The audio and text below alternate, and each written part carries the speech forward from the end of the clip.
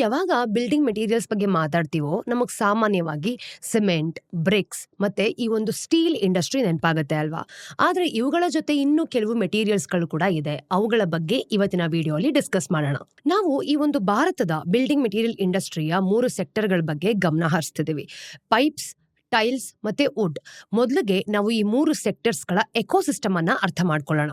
ಆಮೇಲೆ financial year 26ರ ಒಂದು Q1 ನಲ್ಲಿ ಈ ಸೆಕ್ಟರ್ಸ್ಗಳ ಪರ್ಫಾರ್ಮೆನ್ಸ್ ಯಾವ ರೀತಿ ನಡೀತಿದೆ ಅಂತ ನೋಡ್ಕೊಂಬರೋಣ. ಅದಾದ್ಮೇಲೆ ಈ 3 ಸೆಕ್ಟರ್ಸ್ನ ಪ್ಲೇಯರ್ಸ್ಗಳ ಕಾಲ್ಸ್ ಇಂದ ಮ್ಯಾನೇಜ್ಮೆಂಟ್ ಕಾಮೆಂಟ್ರಿ ಏನಂತ ಮಾಡಿತ್ತು ಅನ್ನೋದ್ರ ಬಗ್ಗೆ ತಿಳ್ಕೊಳ್ಳೋಣ.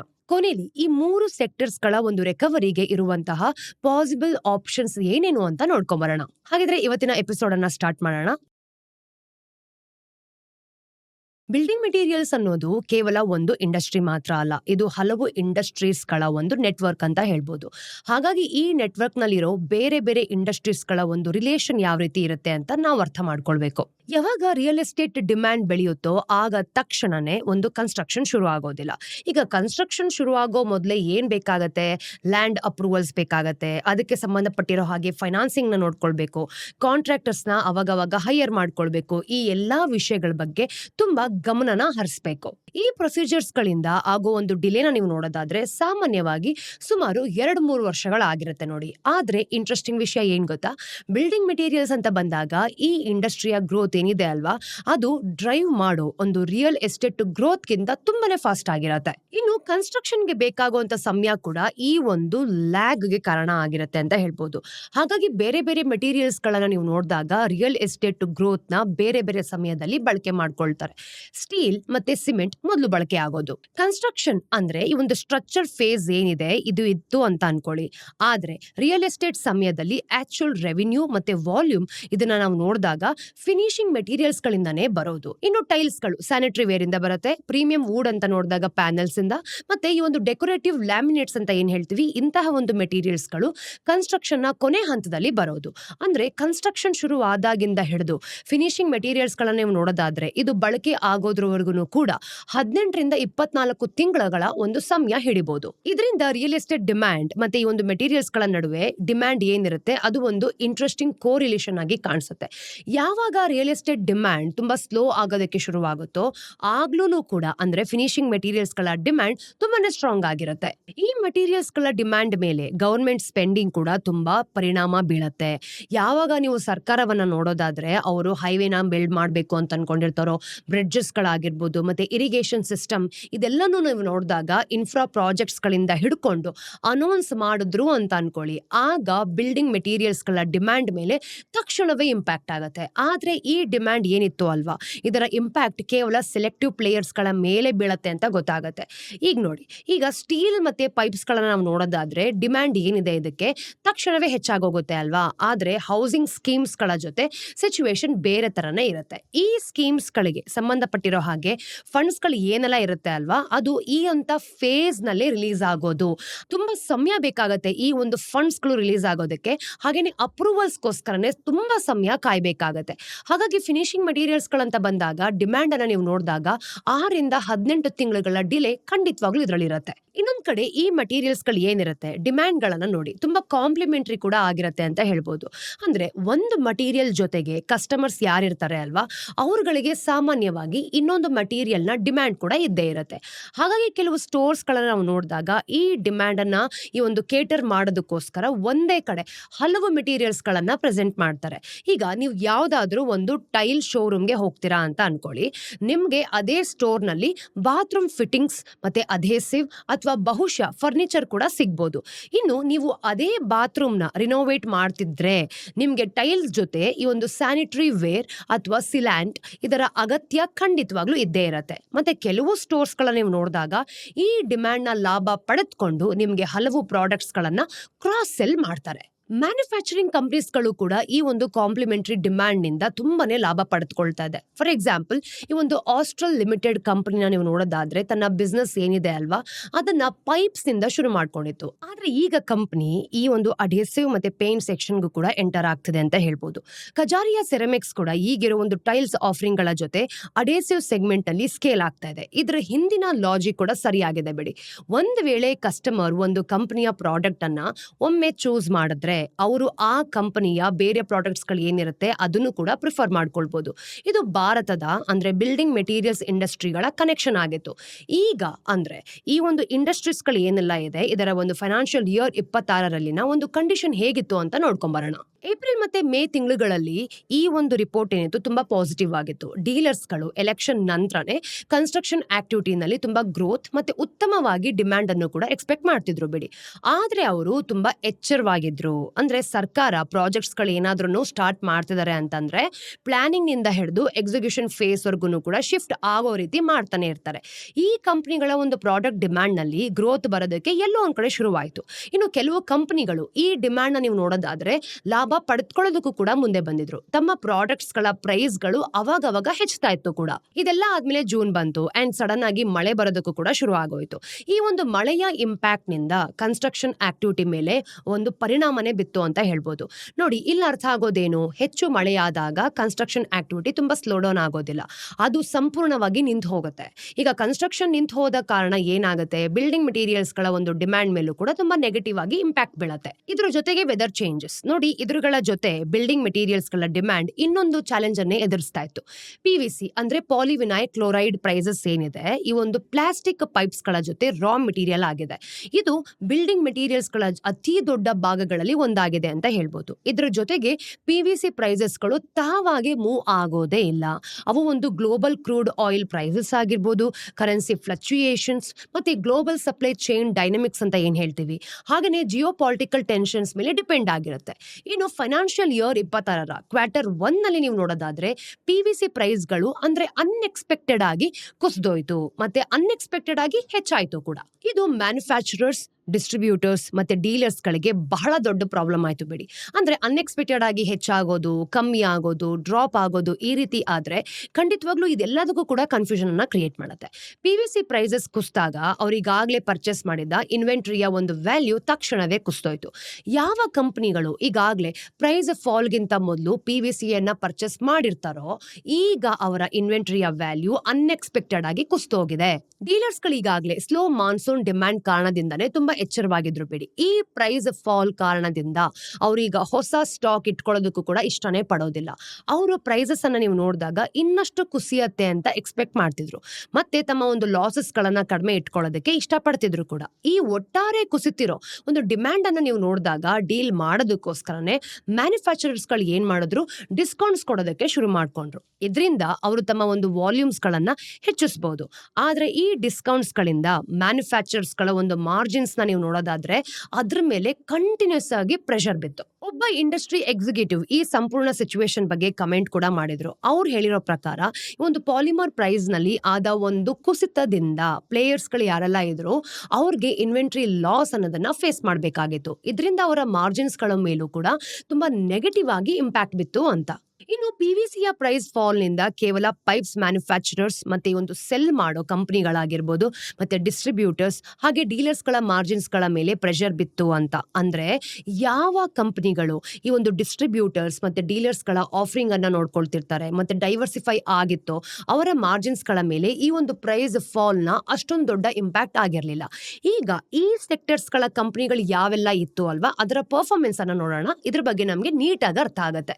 ಸೆಕ್ಟರ್ ವೈಸ್ ಕಂಪನಿಗಳ ಪರ್ಫಾರ್ಮೆನ್ಸ್ ಅನ್ನ ನೋಡ್ತಿದೀವಿ. ಪೈಪ್ ಸೆಗ್ಮೆಂಟ್ ಬಗ್ಗೆ ಮಾತಾಡೋದಾದ್ರೆ ಈ ಒಂದು ಆಸ್ಟ್ರಲ್ ಲಿಮಿಟೆಡ್ ಮತ್ತೆ ಸುಪ್ರೀಂ ಇಂಡಸ್ಟ್ರೀಸ್ ತಮ್ಮ ಒಂದು ಮಾರ್ಜಿನ್ಸ್ ಗಳನ್ನ ಪ್ರೊಟೆಕ್ಟ್ ಮಾಡ್ಕೊಂಡ್ರು.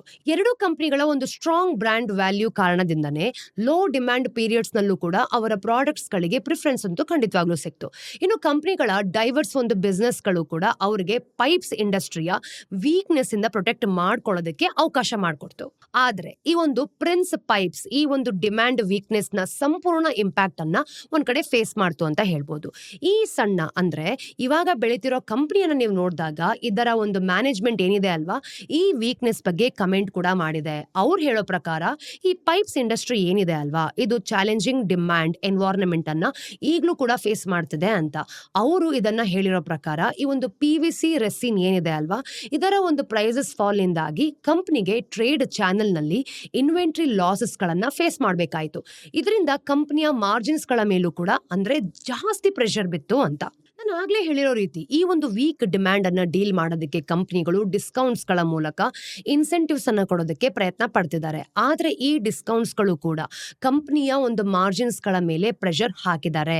ಈಗ ಬೇರೆ ಬೇರೆ ಪೈಪ್ ಟೈಪ್ಸ್ ಗಳ ಬಗ್ಗೆ ಮಾತಾಡ್ತಿದ್ರೆ ಅಗ್ರಿಕಲ್ಚರ್ ಪೈಪ್ಸ್ ಗಳ ಬಗ್ಗೆ ಡಿಮ್ಯಾಂಡ್ ಏನಿದೆ ಅಲ್ವಾ, ಸಾಮಾನ್ಯವಾಗಿ ಪ್ರೀ ಮಾನ್ಸೂನ್ ಸೀಸನ್ ನಲ್ಲಿ ಹೆಚ್ಚಾಗುತ್ತೆ. ಆದ್ರೆ ಅರ್ಲಿ ಮಾನ್ಸೂನ್ ಅಂದ್ರೆ ಇವಾಗ ಮಳೆ ಬರೋದಕ್ಕಿಂತ ಮುಂಚೆ ಅಂತ ಹೇಳ್ತೀವಿ ಗೊತ್ತಾ, ಅದು ಅನ್ಎಕ್ಸ್ಪೆಕ್ಟೆಡ್ ಆಗಿ ಬರ್ದೇ ಹೋದ್ರೆ ಈ ಪೈಪ್ಸ್ ಗಳ ಡಿಮ್ಯಾಂಡ್ ಮೇಲೆ ನೆಗೆಟಿವ್ ಇಂಪ್ಯಾಕ್ಟ್ ಬೀಳುತ್ತೆ. ಆದ್ರೆ ಈ ಒಂದು ಪ್ಲಂಬಿಂಗ್ ಪ್ರಾಜೆಕ್ಟ್ಸ್ ಗಳಲ್ಲಿ ಬಳಸೋ CPVC ಪೈಪ್ಸ್ ಗಳಂತ ಹೇಳ್ತೀವಿ ಗೊತ್ತಾ, ಇದರ ಡಿಮ್ಯಾಂಡ್ ಈಗಿನ ಒಂದು ಹೌಸ್ ಹೋಲ್ಡ್ ಪ್ರಾಜೆಕ್ಟ್ಸ್ ಗಳ ಗ್ರೋತ್ ನ ನೀವು ನೋಡಿದಾಗ ಇದರ ಕಾರಣದಿಂದಾನೇ ಸ್ಟೇಬಲ್ ಆಗಿದೆ ಅಂತ ಗೊತ್ತಾಗತ್ತೆ. ಈಗ ನಮ್ಮ ದೇಶದ ಟೈಲ್ಸ್ ಇಂಡಸ್ಟ್ರಿ ಬಗ್ಗೆ ಮಾತಾಡ್ತಿದೀವಿ ನೋಡಿ. ಟೈಲ್ಸ್ ಲೀಡರ್ಸ್ ಗಳಂತ ನಾವು ಹೇಳೋದಾದ್ರೆ ಕಜಾರಿಯಾ ಮತ್ತೆ ಬೇಕಾದಷ್ಟು ಕಂಪನಿಗಳಿದೆ. ಫೈನಾನ್ಷಿಯಲ್ ಇಯರ್ 26 ಒಂದು Q1 ನಲ್ಲಿ ಈಗಾಗಲೇ ಎಕ್ಸ್ಪೋರ್ಟ್ ರಿಕವರಿ ಬಗ್ಗೆ ತುಂಬಾ ಎಚ್ಚರವಾಗಿದ್ದಾರೆ. ಅದಕ್ಕೆ ಸೇರ್ಕೊಂಡು ಅಮೆರಿಕ ಭಾರತದ ಮೇಲೆ ಟ್ಯಾರಿಫ್ಸ್ ಗಳನ್ನ ಕೂಡ ಜಾಸ್ತಿ ಮಾಡ್ತು. ಇನ್ನು US ಭಾರತದ ಟೈಲ್ಸ್ ಎಕ್ಸ್ಪೋರ್ಟ್ಸ್ ಗಳಲ್ಲಿ 7.2% ಕಾಂಟ್ರಿಬ್ಯೂಟ್ ಮಾಡತ್ತೆ. ಆದ್ರೆ ಈಗ ನಾವು ನೋಡೋದಾದ್ರೆ ಈ ಮಾರ್ಕೆಟ್ ಒಂದು ಅನ್ಸರ್ಟನ್ ಪೊಸಿಷನ್ ಅಲ್ಲಿ ಇದೆ. ಯಾರು ಕೂಡ ಏನು ಎಕ್ಸ್ಪೆಕ್ಟ್ ಮಾಡಕ್ಕಾಗಲ್ಲ, ಆ ಸಿಚುವೇಶನ್ ನ ಫೇಸ್ ಮಾಡ್ತಿದೆ ಅಂತ ಹೇಳ್ಬೋದು. ಆದ್ರೆ ಟೈಲ್ ಇಂಡಸ್ಟ್ರಿಯ ಒಂದು ಆಕ್ಚುಯಲ್ ಚಾಲೆಂಜ್ ನ ನೀವು ನೋಡೋದಾದ್ರೆ ಗುಜರಾತ್ ನ ಈ ಒಂದು ಮಾರ್ಬಿ ರೀಜನ್ ಅಂತ ಏನ್ ಹೇಳ್ತೀವಿ ಅದರಲ್ಲಿ ಕಾಣಿಸ್ಕೊಂಡಿರೋದು. ಇನ್ನು ಮಾರ್ಬಿ ಭಾರತದ ಒಂದು ಸೆರಾಮಿಕ್ ಕ್ಯಾಪಿಟಲ್ ಅಂತಾನೆ ಕರೀತಾರೆ. ಇಲ್ಲಿ 800ಕ್ಕೂ ಹೆಚ್ಚು ಟೈಲ್ಸ್ ಫ್ಯಾಕ್ಟರೀಸ್ ಗಳಿದೆ. ಇದನ್ನ ನೀವು ನೋಡೋದಾದ್ರೆ ಅಂದ್ರೆ ಭಾರತದ ಟೈಲ್ಸ್ ಗಳ 90% ಅನ್ನ ಇವರೇ ಪ್ರೊಡ್ಯೂಸ್ ಮಾಡ್ತಾರೆ. ಜೊತೆಗೆ 50,000 ಕೋಟಿ ರೂಪಾಯಿಗಳಿಗಿಂತ ಹೆಚ್ಚು ಆನ್ಯುವಲ್ ಟರ್ನ್ ಓವರ್ ಕೂಡ ಇವರು ರಿಪೋರ್ಟ್ ಮಾಡಿದ್ದಾರೆ.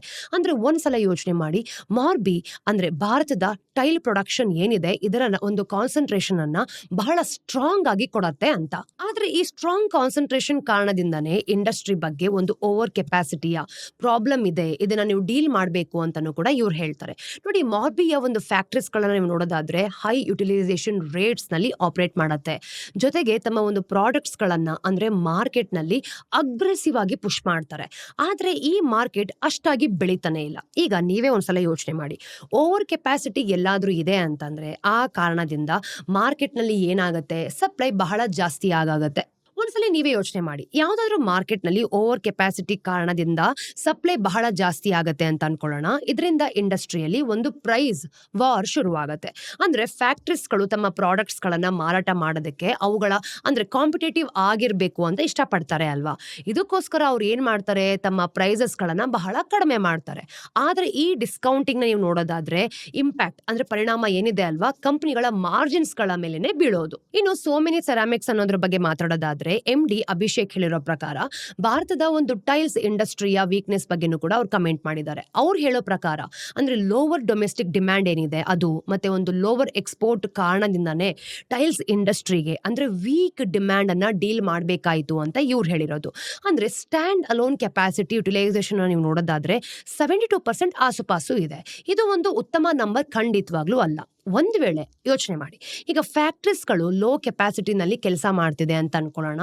ಕಂಪನಿನೂ ಕೂಡ ಒಂದು ಫಿಕ್ಸ್ಡ್ ಕಾಸ್ಟ್ ಗಳನ್ನ ಕಡಿಮೆ ಪ್ರಾಡಕ್ಟ್ಸ್ ನಲ್ಲಿ ಡಿವೈಡ್ ಮಾಡ್ತಾರೆ. ಇದರಿಂದ ಕಂಪನಿಯ ಅಂದ್ರೆ ಯೂನಿಟ್ ಎಕನಾಮಿಕ್ಸ್ ಏನಿದೆ ಅದು ಮತ್ತೆ ಮಾರ್ಜಿನ್ಸ್ ಗಳ ಬಗ್ಗೆ ಅಂದ್ರೆ ನೆಗೆಟಿವ್ ಇಂಪ್ಯಾಕ್ಟ್ ಬೀಳತ್ತೆ. ಪ್ರಾಫಿಟಬಿಲಿಟಿ ಬಗ್ಗೆ ಮಾತಾಡೋದಾದ್ರೆ ಸೋಮಿನಿಯ ಒಂದು ಆಪರೇಟಿಂಗ್ ಮಾರ್ಜಿನ್ಸ್ 8% ನಲ್ಲಿ ಅಂದ್ರೆ ಸ್ಟಡಿ ಆಗಿದೆ.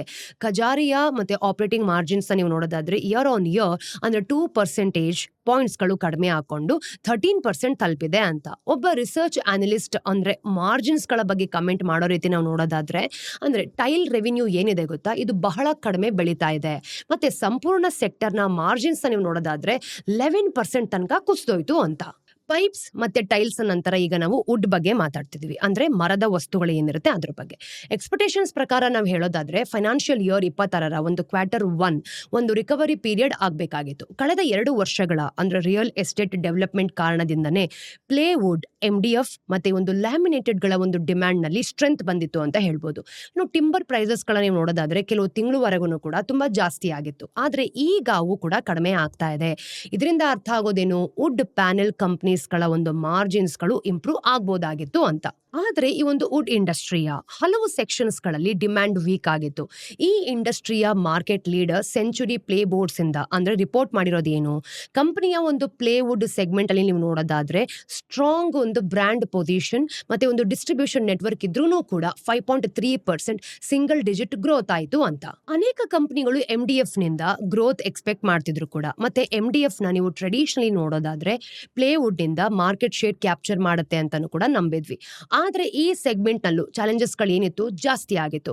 ಈಗ ಆಂಟಿ ಡಂಪಿಂಗ್ ಡ್ಯೂಟಿ ಚೇಂಜಸ್ ಗಳ ಒಂದು ಎಕ್ಸ್ಪೆಕ್ಟೇಷನ್ಸ್ ಕಾರಣದಿಂದನೇ ಇಂಪೋರ್ಟ್ಸ್ ಗಳು ಕೂಡ ಜಾಸ್ತಿ ಆಯಿತು. ಇದಲ್ಲದೆ ಈ ಒಂದು ಹೈ ಡೊಮೆಸ್ಟಿಕ್ ಪ್ರೊಡಕ್ಷನ್ ಇದರ ಒಂದು ಕಾರಣದಿಂದ ಮಾರ್ಕೆಟ್ಸ್ ನಲ್ಲಿ ಏನಾಯ್ತು, ಓವರ್ ಸಪ್ಲೈ ಸಿಚುವೇಶನ್ ಕೂಡ ಕ್ರಿಯೇಟ್ ಆಯಿತು. ಒಂದ್ಸಲ ಯೋಚನೆ ಮಾಡಿ, ಅಂದ್ರೆ ಸೆಂಚುರಿ ಈ ಒಂದು ಪ್ಲೇ ಬೋರ್ಡ್ಸ್ ನ MDF ಡಿವಿಷನ್ CEO ಹೇಳಿರೋ ಪ್ರಕಾರ ಕಂಪನಿಯ MDF ಒಂದು ಬಿಸ್ನೆಸ್ ನಲ್ಲಿ 23.7% strong year on year growth ಇತ್ತು ಅಂತ. ಅವ್ರು ಹೇಳಿರೋದು ಅಂದ್ರೆ ಬೆಟರ್ ಕೆಪಾಸಿಟಿ ಯುಟಿಲೈಸೇಷನ್ ಮತ್ತೆ ಕಾಸ್ಟ್ ಆಪ್ಟಿಮೈಸೇಷನ್ ಇಂಪ್ಯಾಕ್ಟ್ ಆಗಿದೆ ಅಂತ. ಆದ್ರೆ ಈ ಒಂದು ಬೆಸ್ಟ್ ಪರ್ಫಾರ್ಮೆನ್ಸ್ ಇದ್ರೂ ಕೂಡ ಕಂಪನಿಗಳಿಗೆ ಈ ಒಂದು ಹೈಯರ್ ಟಿಂಬರ್ ಕಾಸ್ಟ್ ಕಾರಣದಿಂದ ಮಾರ್ಜಿನ್ಸ್ ಪ್ರೆಷರ್ ಗಳನ್ನ ಖಂಡಿತವಾಗ್ಲೂ ಡೀಲ್ ಮಾಡಬೇಕಾಯ್ತು. ನೋಡಿ, ಲ್ಯಾಮಿನೇಟ್ ಸೆಗ್ಮೆಂಟ್ಸ್ ನಲ್ಲಿ ಟರ್ನ್ ಅರೌಂಡ್ ನ ಒಂದು ಅರ್ಲಿ ಸೈನ್ಸ್ ಖಂಡಿತವಾಗ್ಲೂ ಕಾಣಿಸ್ತು. ಆದ್ರೆ ಈ ಸೆಗ್ಮೆಂಟ್ಸ್ ನಲ್ಲೂ ರಿಕವರಿ ಗ್ರಾಜುವಲ್ ಆಗಿತ್ತು ಅಂತ ಹೇಳ್ಬೋದು. ಕಂಪನಿಗಳು ಒಂದು ಡಿಸೈನ್ ಇನೋವೇಷನ್ ಮತ್ತೆ ಪ್ರೀಮಿಯಮೈಸೇಷನ್ ಏನಿರುತ್ತೆ ಅದ್ರ ಮೇಲೆ ಫೋಕಸ್ ಮಾಡ್ತಿದ್ರು. ಆದ್ರೆ ಈ ಕಂಪನಿಗಳ ಬಳಿ ಪ್ರೈಸಿಂಗ್ ಪವರ್ ಇರಲಿಲ್ಲ, ಜೊತೆಗೆ ವಾಲ್ಯೂಮ್ಸ್ ನಲ್ಲೂ ಕೂಡ ಅಷ್ಟೇನು ದೊಡ್ಡ ಇಂಪ್ರೂವ್ಮೆಂಟ್ ಇರಲಿಲ್ಲ. ಅಂದ್ರೆ ಈ ಒಂದು ಭಾರತದ ಬಿಲ್ಡಿಂಗ್ ಮೆಟೀರಿಯಲ್ಸ್ ಗಳನ್ನ ನೀವು ನೋಡೋದಾದ್ರೆ ಈ ಸೆಗ್ಮೆಂಟ್ ನಲ್ಲಿ ಕೆಲವು ಪ್ರಾಬ್ಲಮ್ಸ್ ಇದೆ ಅಂತ ಸ್ಪಷ್ಟವಾಗಿ ಗೊತ್ತಾಗುತ್ತೆ. ಪೈಪ್ಸ್, ಟೈಲ್ಸ್ ಮತ್ತೆ ವುಡ್ ಕಂಪನೀಸ್ಗಳ ಒಂದು ಮ್ಯಾನೇಜ್ಮೆಂಟ್ಗಳು ಮಾನ್ಸೂನ್ ನಂತರ ಈ ಪ್ರಾಬ್ಲಮ್ಸ್ಗಳು ಕಡಿಮೆ ಆಗ್ಬೋದು ಅಂತ ಎಕ್ಸ್ಪೆಕ್ಟ್ ಮಾಡ್ತಿದ್ದಾರೆ. ಆದ್ರೆ ಈ ರಿಕವರಿನಲ್ಲೂ ಕೂಡ 4 ಪ್ರಮುಖ ಈ ಫ್ಯಾಕ್ಟರ್ಸ್ಗಳ ಒಂದು ಇಂಪ್ಯಾಕ್ಟ್ ಬಿದ್ದೇ ಬೀಳುತ್ತೆ. ಈಗ PVC ನ ನೋಡ್ತಿದೀವಿ, ಅಂದ್ರೆ ರಾ ಮೆಟೀರಿಯಲ್ಸ್ ಪ್ರೈಸ್ ಸ್ಟೆಬಿಲೈಸೇಷನ್ ಏನಿರುತ್ತೆ ಅದು, ಮತ್ತೆ government infrastructure and spending acceleration, ಜೊತೆಗೆ ಎಕ್ಸ್ಪೋರ್ಟ್ ಒಂದು ಮಾರ್ಕೆಟ್ ರಿಕವರಿ, ಹಾಗೆ ಕೆಪಾಸಿಟಿ ಯುಟಿಲೈಸೇಷನ್ ಆಪ್ಟಿಮೈಸೇಷನ್. ಇದ್ರ ಬಗ್ಗೆ ಇವಾಗ ಅಂದ್ರೆ 4 ಫ್ಯಾಕ್ಟರ್ಸ್ ಗಳನ್ನ ಅರ್ಥ ಮಾಡ್ಕೊಳ್ಳೋಣ. ರಿಕವರಿಗೆ ಪಾಸಿಬಲ್ ಆಪ್ಷನ್ಸ್ ಇದೆ. ಅಂದ್ರೆ PVC raw material price stabilisation ಬಗ್ಗೆ ಅರ್ಥ ಮಾಡ್ಕೊಳ್ತಿದ್ದೀವಿ. ಏಸ್ಟ್ರಲ್ ನ ಒಂದು ಮ್ಯಾನೇಜ್ಮೆಂಟ್ ಪ್ರಕಾರ ಫೈನಾನ್ಷಿಯಲ್ ಇಯರ್ 26ರ ಸೆಕೆಂಡ್ ಕ್ವಾರ್ಟರ್ ನಲ್ಲಿ ಆಂಟಿ ಡಂಪಿಂಗ್ ಡ್ಯೂಟಿನ ಅನೌನ್ಸ್ ಆಗ್ಬೋದು ಅಂತ ಹೇಳಿದ್ರು. ಇದರಿಂದ ವಾಲ್ಯೂಮ್ ಹೆಚ್ಚಾಗುತ್ತೆ. ಒಂದ್ ವೇಳೆ ಇನ್ಪುಟ್ ಕಾಸ್ಟ್ ಗಳಲ್ಲಿ ನೋಡೋದಾದ್ರೆ ವಾಲಿಟಿಲಿಟಿ ಕಡಿಮೆ ಆದ್ರೆ ಕಂಪನಿ ಏನ್ ಮಾಡ್ಬೋದು, ಇನ್ವೆಂಟ್ರಿನ ಪ್ಲಾನ್ ಮಾಡ್ಬೋದು, ಮತ್ತೆ ಮಾರ್ಜಿನ್ಸ್ ಗಳು ಕೂಡ ಇಂಪ್ರೂವ್ ಆಗ್ಬೋದು. Government infrastructure and spending acceleration ನೋಡಿ, ಎಲೆಕ್ಷನ್ಸ್ ಗಳು ಜಾಸ್ತಿ ಆಗ್ತಾನೆ ಇರುತ್ತೆ, ಬಡ್ಜೆಟ್ ಅಲೋಕೇಶನ್ಸ್ ಕೂಡ ಕ್ಲಿಯರ್ ಆಗಿದೆ. ಇದ್ರ ಜೊತೆಗೆ ಪ್ರಾಜೆಕ್ಟ್ ಅಪ್ರೂವಲ್ಸ್ ನ ಸ್ಪೀಡ್ ಕೂಡ ಹೆಚ್ಚಾಗ್ಬೋದು. ಅಂದ್ರೆ ಪ್ರಿನ್ಸ್ ಪೈಪ್ಸ್ ಮ್ಯಾನೇಜ್ಮೆಂಟ್ ಹೇಳಿರೋ ಪ್ರಕಾರ ಅವರು ಈ ಒಂದು ಗ್ರಾಜುವಲ್ ಡಿಮ್ಯಾಂಡ್ ರಿಕವರಿನ ಎಕ್ಸ್ಪೆಕ್ಟ್ ಮಾಡ್ತಿದ್ದಾರೆ. ಇದಕ್ಕೆ ಗವರ್ಮೆಂಟ್ ನ ಒಂದು ಇನ್ಫ್ರಾಸ್ಟ್ರಕ್ಚರ್ ಸ್ಪೆಂಡಿಂಗ್ ನಿಂದ ಸಪೋರ್ಟ್ ಕೂಡ ಸಿಗತ್ತೆ ಅಂತ ಹೇಳಿರೋದು. ಎಕ್ಸ್ಪೋರ್ಟ್ ಮಾರ್ಕೆಟ್ ರಿಕವರಿ, ಕೆಲವು ರೀಜನ್ಸ್ ಗಳಲ್ಲಿ ಜಿಯೋ ಪಾಲಿಟಿಕಲ್ ಟೆನ್ಷನ್ಸ್ ಗಳು ಕಡಿಮೆ ಆಗ್ತಿದೆ, ಅಂದ್ರೆ ಫ್ರೈಟ್ ಕಾಸ್ಟ್ ಗಳು ಸ್ವಲ್ಪ ಮಟ್ಟಿಗೆ ಸ್ಟೆಬಿಲೈಸ್ ಆಗ್ತಿದೆ ಅಂತ. ಆದ್ರೆ ಇವುಗಳಲ್ಲಿ ಇನ್ನಷ್ಟು ಇಂಪ್ರೂವ್ಮೆಂಟ್ ಬೇಕೇ ಬೇಕು. ಈಗ ಕಜಾರಿಯಾ ಎಕ್ಸ್ಪೆಕ್ಟ್ ಮಾಡ್ತಿದೆ ಟೈಲ್ಸ್ ಎಕ್ಸ್ಪೋರ್ಟ್ಗಳು ಅಂದ್ರೆ ಈ ಒಂದು ಫೈನಾನ್ಷಿಯಲ್ ಇಯರ್ 25ರ ಒಂದು 16,000 ಕೋಟಿ ರೂಪಾಯಿಗಳಿಗಿಂತ ಅಂದ್ರೆ 18ರಿಂದ 20,000 ಕೋಟಿ ರೂಪಾಯಿಗಳವರೆಗೂ ಕೂಡ ರಿಕವರ್ ಆಗ್ಬೋದು ಅಂತ. ಆದ್ರೆ US ಟ್ಯಾರಿಫ್ಸ್ ಕಾರಣದಿಂದ ಈಗ ಈ ರಿಕವರಿ ಖಂಡಿತವಾಗ್ಲೂ ಕಷ್ಟ ಆಗತ್ತೆ. ಕೆಪಾಸಿಟಿ ಯುಟಿಲೈಸೇಷನ್ ಆಪ್ಟಿಮೈಸೇಷನ್ ನೋಡಿ, ಬಿಲ್ಡಿಂಗ್ ಮೆಟೀರಿಯಲ್ ಇಂಡಸ್ಟ್ರಿಯಲ್ಲಿ ಹಲವು ಕಂಪನಿಗಳು ಕೆಪೆಕ್ಸ್ ಮಾಡ್ತಿದೆ, ಅಂದ್ರೆ ಬಂಡವಾಳಗಳನ್ನ ಹಾಕ್ತಾರೆ, ಜೊತೆಗೆ ಹೊಸ ಫೆಸಿಲಿಟೀಸ್ ಗಳು ಏನೆಲ್ಲ ಇರುತ್ತೆ ಅದನ್ನು ಕೂಡ ಸ್ಟಾರ್ಟ್ ಮಾಡಿ ಬಿಡ್ತಾರೆ. ಈಗ ಬಿಹಾರ್ ಮತ್ತೆ ಈ ಒಂದು ಕಾನ್ಪುರದಲ್ಲಿ ನಾವು ನೋಡೋದಾದ್ರೆ ಪೈಪ್ಸ್ ಗಳು, ತಮಿಳುನಾಡದಲ್ಲಿ ಅಂದ್ರೆ ಪಾರ್ಟಿಕಲ್ ಬೋರ್ಡ್ ಆಗಿರುತ್ತೆ, ಮತ್ತೆ ಇನ್ನೊಂದ್ ಕಡೆ ಈಗ ಟೈಲ್ ಮತ್ತೆ ಬಾತ್ವೇರ್ ನೀವು ನೋಡೋದಾದ್ರೆ ಈ ಕೆಪಾಸಿಟೀಸ್ ಗಳಲ್ಲಿ ತುಂಬಾನೇ ಗ್ರೋತ್ ಬರ್ತಿದೆ. ಅಂದ್ರೆ ಈ ಒಂದು ಸಿಟೀಸ್ ಗಳಲ್ಲಿ ಪ್ಲಾಸ್ಟಿಕ್ ಅಂದ್ರೆ ಪೈಪ್ಸ್ ಕಂಪನಿಯ ಒಂದು ಸುಪ್ರೀಂ ಇಂಡಸ್ಟ್ರೀಸ್ ನ ನೀವು ನೋಡೋದಾದ್ರೆ ಫೈನಾನ್ಷಿಯಲ್ ಇಯರ್ 26ಗೋಸ್ಕರನೇ 1350 ಕ್ರೋರ್ಸ್ ರೂಪಾಯಿಗಳ ಒಂದು ಕೆಪೆಕ್ಸ್ ಕಮಿಟ್ಮೆಂಟ್ ಅನ್ನ ಕೊಟ್ಟಿದ್ದಾರೆ. ಕಂಪನಿ ವೇವಿನ್ ನ ಅಂದ್ರೆ ನಮ್ಮ ದೇಶದ ಪೈಪಿಂಗ್ ಈ ಒಂದು ಬಿಸ್ನೆಸ್ ಅನ್ನ ಜುಲೈನಲ್ಲಿ ಅಕ್ವೈರ್ ಮಾಡ್ಕೊಂಡಿದೆ ಕೂಡ. ಅಂದ್ರೆ ಇಲ್ಲಿ ಅರ್ಥ ಆಗೋದೇನು, ಈ ಕಂಪನಿಗಳು ಭವಿಷ್ಯದ ಡಿಮ್ಯಾಂಡ್ ಗ್ರೋತ್ ಬಗ್ಗೆ ತುಂಬಾ ಕಾನ್ಫಿಡೆಂಟ್ ಆಗಿದೆ ಅಂತ. ಹಾಗಾಗಿ ಅವರು ಕೂಡ ಅವಾಗವಾಗ ಜಾಸ್ತಿನೇ ಬಂಡವಾಳಗಳನ್ನು ಕೂಡ ಹಾಕ್ತಾರೆ. ನಮ್ಮ ದೇಶದ ಒಂದು ಬಿಲ್ಡಿಂಗ್ ಮೆಟೀರಿಯಲ್ ಸೆಕ್ಟರ್ ನಲ್ಲಿ ಕೆಲವು ಪ್ರಮುಖ ಚೇಂಜಸ್ ಗಳು ಬರ್ತಾ ಇದೆ. ಹಾಗೇನೆ ಕಂಪನಿಗಳನ್ನ ನಾವು ನೋಡೋದಾದ್ರೆ ಫೈನಾನ್ಷಿಯಲ್ ಇಯರ್ 26ರ ಫಸ್ಟ್ ಕ್ವಾರ್ಟರ್ ನಲ್ಲಿ ಕೆಲವು ಮೇಜರ್ ಇಶ್ಯೂಸ್ ಗಳನ್ನು ಕೂಡ ಫೇಸ್ ಮಾಡ್ಕೊಂಡಿದೆ ಮಾಡ್ಕೊಂಡಿದ್ದಾರೆ. ಆದ್ರೆ ಅವರು ಫ್ಯೂಚರ್ ಬಗ್ಗೆ ತುಂಬಾ ಪಾಸಿಟಿವ್ ಆಗಿ ಮೂವ್ ಮಾಡ್ತಿದ್ದಾರೆ. ಈ ಸ್ಟೋರಿ ಕೇಳಾದ್ಮೇಲೆ ಮತ್ತೆ ಈ ಎಲ್ಲಾ ಒಂದು ಡೀಪ್ ಅನಾಲಿಸಿಸ್ ನ ನೋಡ್ಕೊಂಡು ಬಂದಾದ್ಮೇಲೆ ಇದ್ರ ಬಗ್ಗೆ ನಿಮ್ಗೆ ಏನ್ ಅನ್ಸುತ್ತೆ? ಹಾಗೇನೆ ಇಲ್ಲಿ ನಮ್ಗೆ ಅರ್ಥ ಆಗೋದೇನು, ಈ ಕಂಪನಿಗಳ ಕಷ್ಟದ ಸಮಯ ಎಷ್ಟು ದಿನ ಇರತ್ತೆ? ಫೈನಾನ್ಷಿಯಲ್ ಇಯರ್ 26ರ ಸೆಕೆಂಡ್ ಹಾಫ್ ನಲ್ಲಿ ಕಂಪನಿಗಳು ತಮ್ಮ ರಿಕವರಿ ಮಾಡ್ಕೊಳ್ಳೋದಕ್ಕೆ ಸಾಧ್ಯ ಆಗತ್ತಾ, ಅಥವಾ ಭಾರತದ ಒಂದು ಬಿಲ್ಡಿಂಗ್ ಮೆಟೀರಿಯಲ್ ಇಂಡಸ್ಟ್ರಿನ ನೀವು ನೋಡೋದಾದ್ರೆ ಸ್ಲೋ ಡೌನ್ ಇದೇ ರೀತಿ ಮುಂದುವರಿಯತ್ತಾ? ನಿಮ್ಮ ವ್ಯೂಸ್ ಮತ್ತೆ ಒಪಿನಿಯನ್ಸ್ ಏನು ಅನ್ನೋದನ್ನ ಕಮೆಂಟ್ ಸೆಕ್ಷನ್ ಅಲ್ಲಿ ತಿಳಿಸಿ. ಹಾಗೆ ಮುಂದೆ ಯಾವ ಟಾಪಿಕ್ಸ್ ಬಗ್ಗೆ ವಿಡಿಯೋ ಬೇಕು ಅನ್ನೋದನ್ನು ಕೂಡ ನೀವು ನಮಗೆ ತಿಳಿಸ್ಕೊಡ್ಬೋದು. ಮತ್ತಷ್ಟು ಇನ್ಫಾರ್ಮೇಟಿವ್ ವಿಡಿಯೋಸ್ ಒಂದಿಗೆ ನಾನು ನಿಮ್ಗೆ ಮುಂದಿನ ವಿಡಿಯೋಲಿ ಸಿಗ್ತೀನಿ. ವಿಡಿಯೋ ಇಷ್ಟ ಆದಲ್ಲಿ ಲೈಕ್ ಮಾಡಿ, ಶೇರ್ ಮಾಡಿ, ಸಬ್ಸ್ಕ್ರೈಬ್ ಮಾಡಿ. ನಾನು ನಿಮ್ಮ ಚಂದನ, ಸೈನಿಂಗ್ ಆಫ್.